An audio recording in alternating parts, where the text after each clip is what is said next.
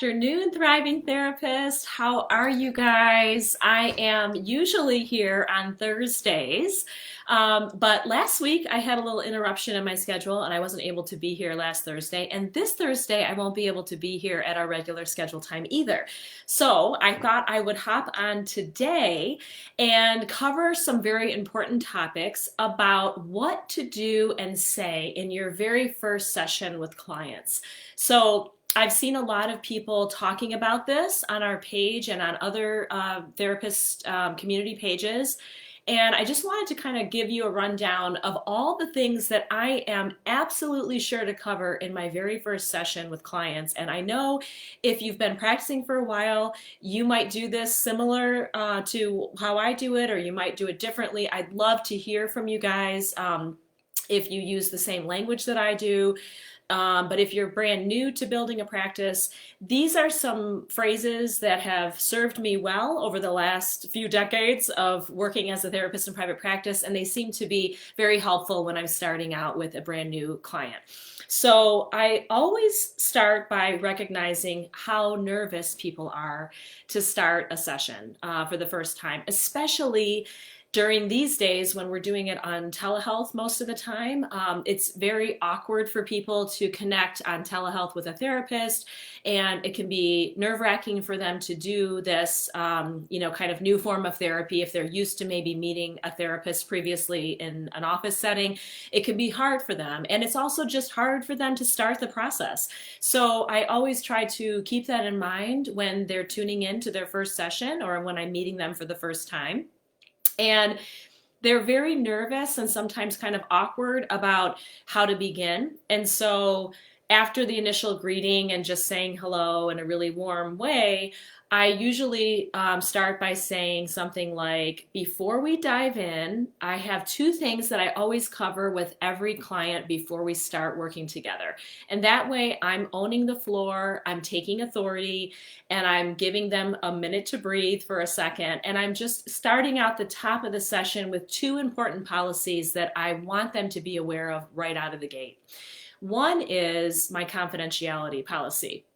And so I always start by sharing that first for two reasons. One, because it sets up a very safe container for the client. So when they hear you talking about confidentiality right out of the gate, they feel reassured that you are protecting their information and you take that seriously. And second, it builds safety and trust in the relationship. So I always use this language. I say to them that your confidentiality is very important to me, and it will be protected unless there is an intent to hurt yourself or someone else. And so I use that language very specifically so that they're aware that I'm a mandated reporter. And if there is some sort of intent to hurt themselves or someone else, their confidentiality will be jeopardized and broken. And they take that very seriously. And I set the tone that this is a therapeutic relationship and it's a very serious matter. And we, as mandated reporters, as therapists, have a duty, an ethical duty to take confidentiality very seriously and report anything that we need to report. So I like to lead with that information first, just so I set the tone with clients. And then the second thing that I always say to clients right out of the gates is I say, I have a very tight 24-hour cancellation policy.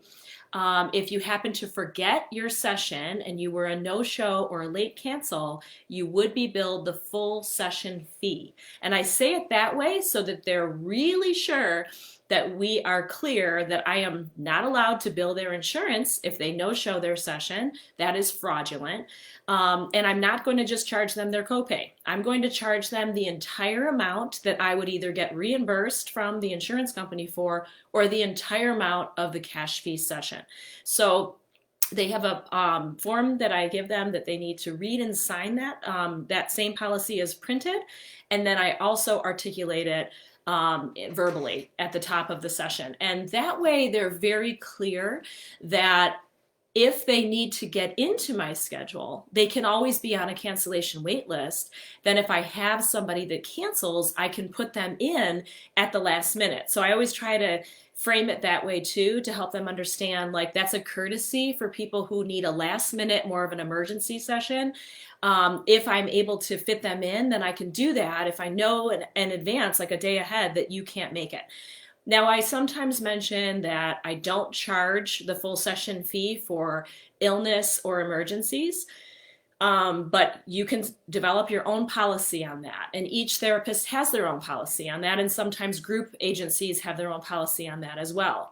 Some therapists have a 48-hour cancellation policy, some have a 72-hour cancellation policy. I've always functioned with a 24-hour cancellation policy, and I've really never had an issue with it. That does not mean that people won't be upset if you do have to charge them the full session fee.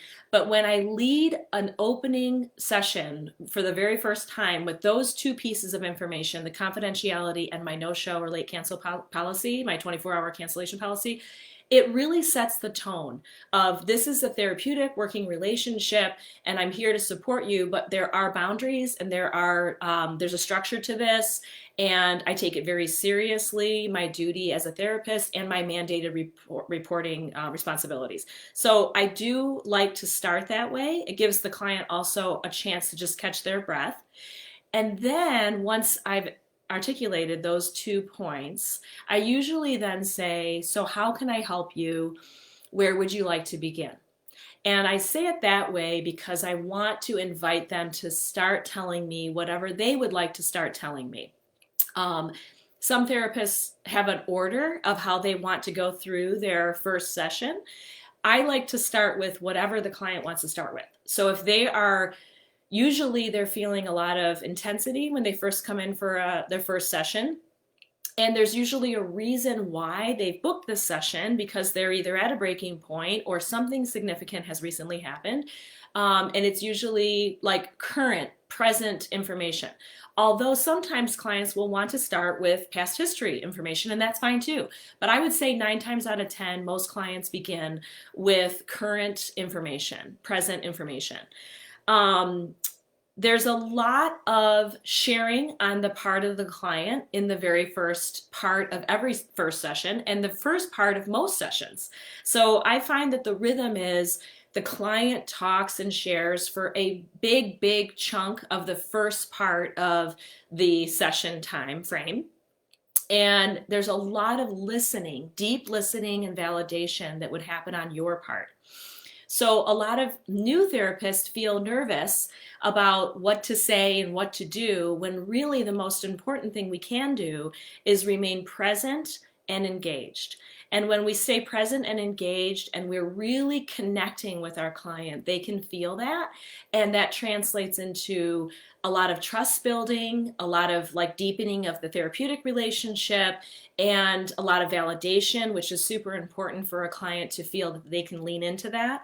And when you are listening deeply, you're reflecting back to them with reflective language, validation, reflective language, compassion, empathy, normalization. You're doing all those things that help the client feel more reassured that they can lean into trusting you and that they can open up and share more too. The other thing I notice a lot, and you guys might notice this too, is most of the time, I would say 9 times out of 10, I usually hear in the first session, someone apologizes for being emotional, and they usually are emotional in the first session, or they apologize for being scattered. And I try to validate and normalize that and say to them, everybody coming for the first session has a lot to share, and it's okay. I'm following you. Anywhere you want to go in this session is fine.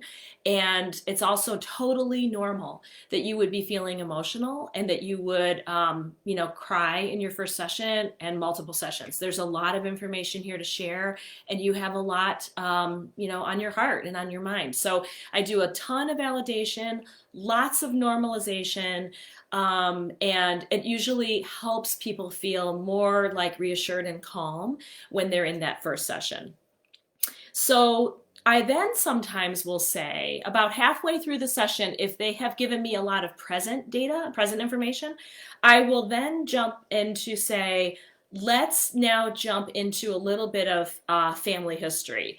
And so that way I can collect a little bit of intake information. And I usually say it like this. I usually say, we're going to jump all over in the first two sessions.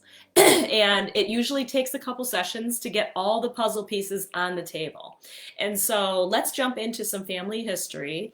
Tell me a little bit about your family history, about your family, your parents, your siblings, where you grew up, and help me understand if there's any mental health history or addiction history in your family or family tree. And usually that's enough for people then to just open up kind of a big dialogue with whatever information they want to start talking about with regards to their family history. I then also share, I ask them to share if they've had any significant trauma history, any major grief and loss, any violation or abuse in their history. And sometimes those kinds of things come out in subsequent sessions. They don't always feel comfortable sharing all the details of that in a first session or second session or even a third or fourth session. But I do try to highlight that. Again, by just mentioning it, you as a therapist are normalizing that that's what people are here to talk about. And even though it's loaded with shame triggers and vulnerability for the client, you are modeling a calm, open space for those clients to be able to share very difficult information with you as a therapist. So that's kind of how I do that.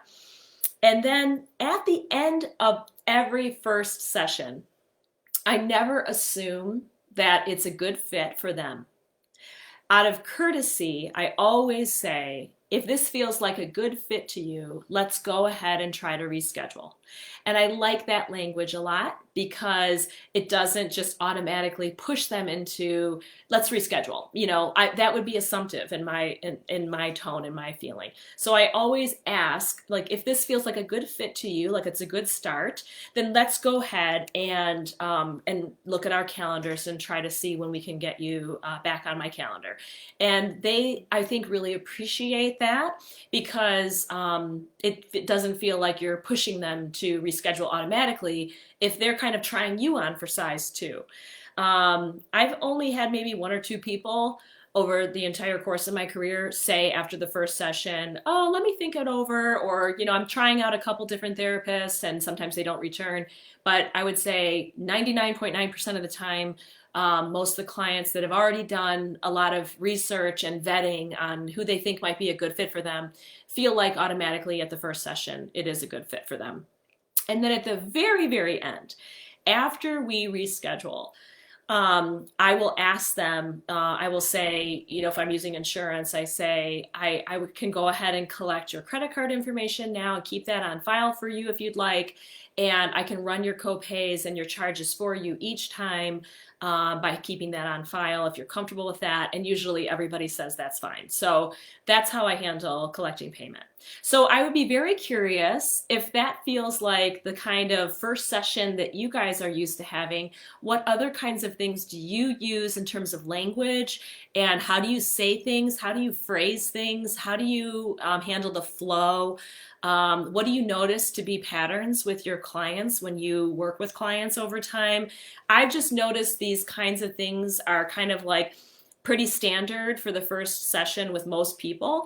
And I thought I would just pass those little tips along to you today. So again, I won't be here this Thursday doing a Facebook Live at my normal time, but I thought I would pop in on Monday, mix it up a little bit, and give you all my favorite tips on first sessions. So I hope you guys are doing great. And I wanted to say happy anniversary because we have had this page open for a year and a day, and I cannot believe it. I'm super grateful to host this community, and I never take it for granted. I love learning from all of you, and I'm so glad you're here. So keep thriving, and let me know what other questions you have. I'll come back and answer them in the comments. Talk to you soon. Have a great afternoon.